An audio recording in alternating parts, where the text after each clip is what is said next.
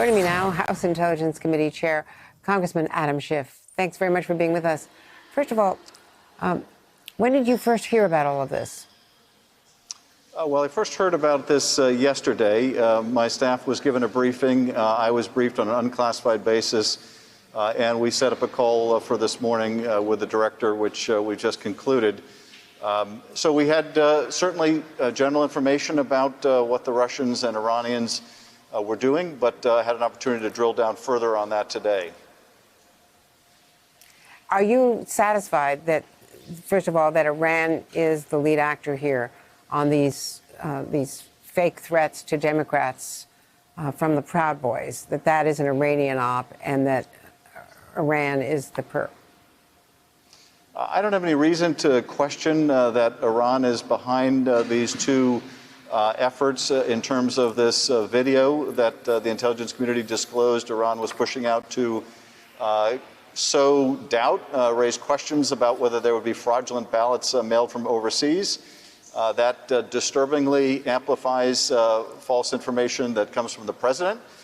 It also is, I think, in a very sinister way, aligned with the Russian propaganda.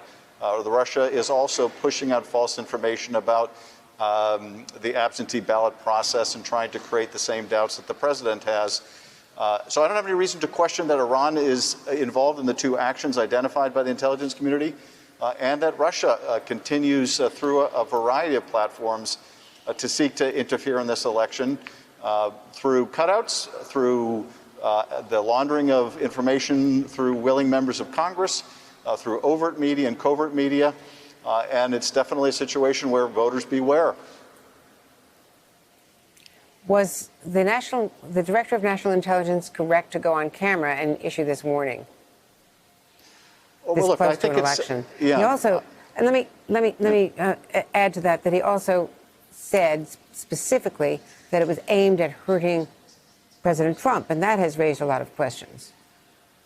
Well, we have asked for a fuller briefing of the Gang of Eight on that particular assessment by the director, that commentary by the director.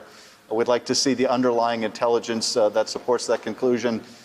Pushing out information that calls into question absentee ballots, I think as a practical matter, that helps Donald Trump, that amplifies his false narrative about absentee ballots.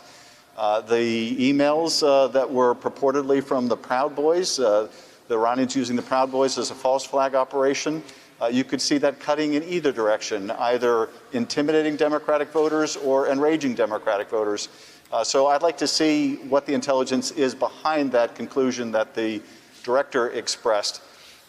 But I will say this.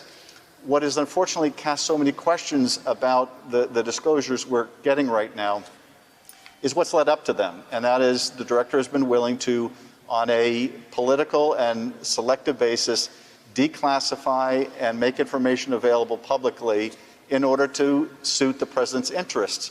And when he establishes a pattern of doing that, it's very difficult to tell, okay, is this particular announcement credible, or is this part of an effort, once again, to carry water for the president?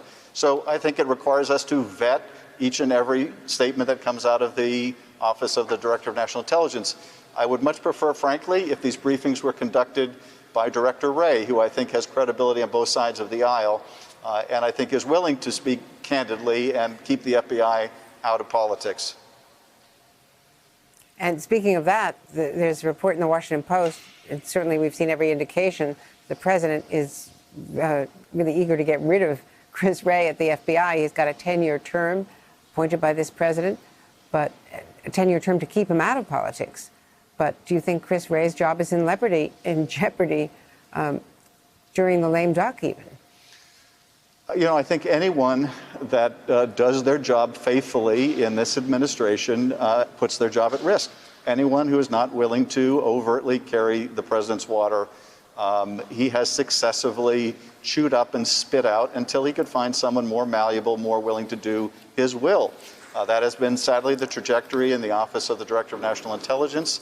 And I have no doubt that the president would like to see people in every position, including at the FBI, who will merely do what he says, regardless of whether it damages the institution, is inconsistent with the facts, is contrary to the public interest. So I think anyone willing to stand up to him and do their job is at risk in this administration. Well, you have certainly stood up to him, and he can't fire you, but he certainly has gone after you again in North Carolina last night. Do you have any understanding of why he has targeted you? I could play this tape and just ask you to respond to it.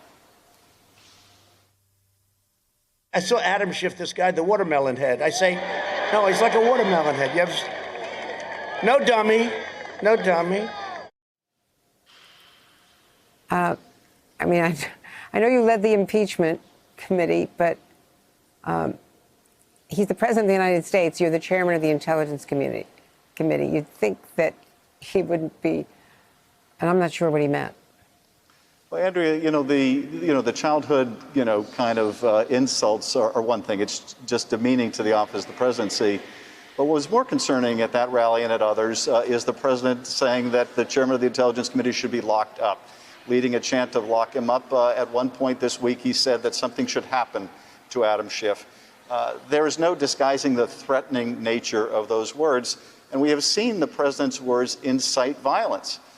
And we have seen terrorist plots, for example, the kidnapping plot against the governor of Michigan, a result of the climate that he is creating. And so, we have to take these things seriously until there's a tragedy. We don't want to wait for that to happen.